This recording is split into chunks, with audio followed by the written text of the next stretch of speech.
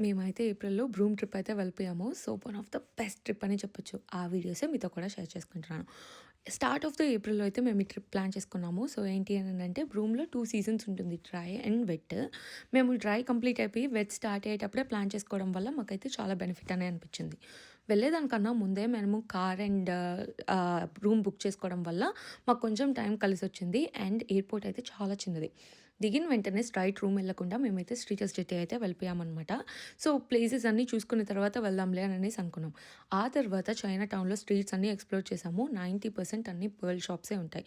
ఎందుకంటే వరల్డ్‌లోనే one of the best producer వచ్చేసి బ్రూమ్ అనమాట వాటర్ పర్ల్స్‌కి.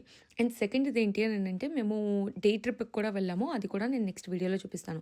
ఆ తర్వాత బ్రూమ్ హిస్టారికల్ మ్యూజియం చూసాము. ఉమెన్ ఆఫ్ పర్లింగ్ స్టాచ్యూ చూసేసుకొని మేమైతే ఇంకా మళ్ళీ రిటర్న్ రూమ్‌కెళ్ళిపోయాం. పిచ్చ హ్యూమిడ్ ఉంటుంది కాబట్టి లైట్ క్లోత్స్ అయితే క్యారీ చేయండి. బ్రూమ్ ట్రిప్ అయితే పిచ్చ కాస్ట్‌లీ.